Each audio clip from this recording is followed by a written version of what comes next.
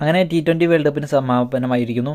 അവസാന മത്സരം, ഫൈനൽ മത്സരം ഇന്ത്യയും ദക്ഷിണാഫ്രിക്കയും തമ്മിലായിട്ടായിരുന്നു. നിങ്ങളെല്ലാവരും മത്സരം കണ്ടു എന്ന് തന്നെ പ്രതീക്ഷിക്കാം. ഒരു കിടിലൻ മാച്ച് തന്നെ നമുക്ക് കാണാൻ സാധിച്ചു. ഇന്ത്യക്ക് അങ്ങനെ രണ്ടാമത്തെ T20 വേൾഡ് കപ്പ് ഉയർത്താൻ സാധിച്ചു. രോഹിത് ശർമ്മയ്ക്കും കോഹ്ലിക്കും അത് ഒരു വലിയ നേട്ടം തന്നെയാണ്. ഇത്രയും നാൾ കളിക്കാണ്ടിരുന്ന ഈ T20യിൽ ഉടനീളം ഔട്ട് ഓഫ് ഫോം ആയിരുന്ന കോഹ്ലിയാണ് ഈ ഒരു കളി മാറ്റിമറിച്ചത് നമുക്ക് പറയേണ്ടി വരും. അദ്ദേഹത്തിൻ്റെ ഒരു മികച്ച ഇന്നിങ്സ് 76 റൺസ്. പക്ഷേ അദ്ദേഹം എല്ലാ ബോളുകളും സ്ലോയിലാണ് കളിച്ചു തുടങ്ങിയതെങ്കിലും ആ ഒരു 76 തന്നെയാണ് ഇന്ത്യയുടെ ആ ഒരു ടീം ടോട്ടൽ 176 എത്തിക്കാൻ സാധിച്ചത്. 20 ഓവറിൽ ഇന്ത്യ 176-ന് 7 എന്ന നിലയിൽ കളി അവസാനിപ്പിച്ചു.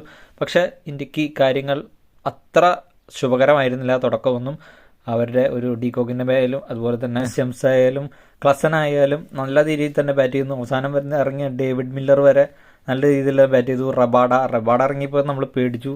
അദ്ദേഹത്തിൻ്റെ ഒരു മികച്ച ഒരു കളി കാണാൻ പറ്റുമെന്നൊക്കെ പ്രതീക്ഷിച്ചു. ഇന്ത്യയെ തോൽപ്പിക്കുമോ എന്നുള്ള രീതിയിലേക്കൊക്കെ കളി പോയായിരുന്നു. പക്ഷേ ഇന്ത്യൻ ബോളിംഗ് നിര അതിശക്തമായി തന്നെ വലിഞ്ഞു മുറുക്കി ദക്ഷിണാഫ്രിക്കയെ. ഹർഷദീപ് സിംഗ് 2 വിക്കറ്റ് സ്വന്തമാക്കി. അതുപോലെ തന്നെ ബുംറയ്ക്കും 2 വിക്കറ്റ് കിട്ടി. അക്ഷർ പട്ടേലിന് 1 വിക്കറ്റ് കിട്ടി. കുൽദീപ് യാദവിന് വിക്കറ്റ് കിട്ടിയില്ല. ഹാർദിക് പാണ്ഡ്യയ്ക്ക് 3 വിക്കറ്റ് കിട്ടി. അദ്ദേഹത്തിൻ്റെ ഒരു മികച്ച ഓവർ തന്നെ, ഇന്നിങ്സ് തന്നെ നമുക്ക് കാണാൻ സാധിച്ചു. അതുപോലെ തന്നെ അദ്ദേഹം നല്ല രീതിയിൽ തന്നെ ബാറ്റിംഗ് ചെയ്തു കേട്ടോ. അക്ഷർ പട്ടേലും എടുത്തു പറയേണ്ടതാണ്. അദ്ദേഹം തുടക്കത്തിൽ ഇന്ത്യയുടെ 3 വിക്കറ്റ് പോയിരുന്ന സമയത്ത് അക്ഷർ പട്ടേലിന് ഇറക്കിയതും അദ്ദേഹത്തിൻ്റെ ആ ഒരു മികച്ച കളി കയറ്റിക്കൊണ്ട് വന്നതും അക്ഷർ പട്ടേലും കോഹ്ലിയും കൂടി. കോഹ്ലി പതുക്കെ കളിച്ചെങ്കിലും അക്ഷർ പട്ടേൽ അടിച്ച് കളിച്ചു. 47 റൺസ് അദ്ദേഹത്തിന് സ്വന്തമാക്കാൻ സാധിച്ചു. ശിവൻ ദൂബെ ആണെങ്കിൽ 27 റൺസ് സ്വന്തമാക്കി. നല്ലൊരു ബാറ്റിംഗ് തന്നെ കാണാൻ സാധിച്ചു. ഇന്ത്യയുടെ തുടക്കം പാളിയെങ്കിലും രോഹിത് ശർമ്മയും പന്തും അതുപോലെ തന്നെ യാദവും കളിക്കാൻ സാധിച്ചില്ല. അവർക്ക് ഈ ഒരു ഫൈനൽ മാച്ച് നല്ല രീതിയിൽ തന്നെ ബാറ്റ് ചെയ്യാൻ സാധിച്ചില്ല. എങ്കിലും കോഹ്ലി പിടിച്ചു നിന്നു. അതുപോലെ തന്നെ നമ്മുടെ അക്ഷർ പട്ടേലായാലും നല്ല രീതിയിൽ തന്നെ ബാറ്റ് ചെയ്തു. ആ ഒരു സമയത്ത് അദ്ദേഹത്തിനെ ഇറക്കി. സൂര്യകുമാർ യാദവിനേക്കാളും ശിവൻ